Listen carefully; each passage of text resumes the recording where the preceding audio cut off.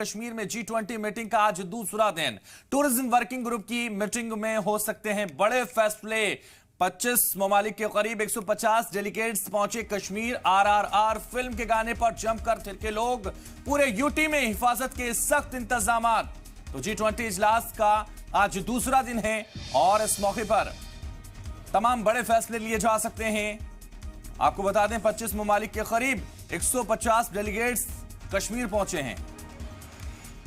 तो कश्मीर में G20 meeting का आज दूसरा दिन है। टूरिज्म वर्किंग ग्रुप की मीटिंग में हो सकते हैं कई बड़े फैसले, ये कहा जा रहा है लगातार। तो 25 ममालिक के करीब 150 डेलीगेट्स पहुंचे हैं कश्मीर। RRR फिल्म के गाने पर जमकर थिरके लोग। पूरे यूटी में हिफाजत के सख्त इंतजामात हैं, कहीं कोई चूक ना हो जाए, इसके लिए लगातार हिफाजती दस्ते मौजूद हैं, तैनात हैं और पूरी तरह से हर जगह चाक चौबंद हैं।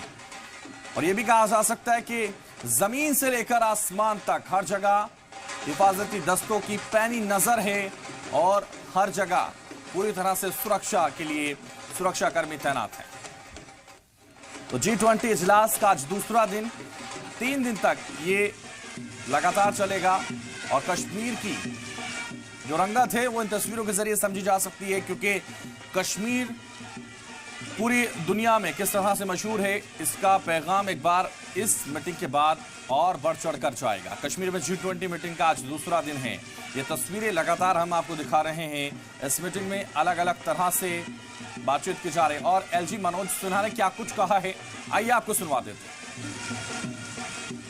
Friends, for almost 30 years, this land of peaceful coexistence of almost all religious sects had to suffer state-sponsored terrorism by our neighboring country. However, Honorable Prime Minister Shri Narendra Modi ji, through development schemes that empowers masses and Union Territories' effective administration, isolated the terror ecosystem which thrived with the support from across the border. Jammu Kashmir is witnessing a new era that has opened limitless possibilities of growth and peace.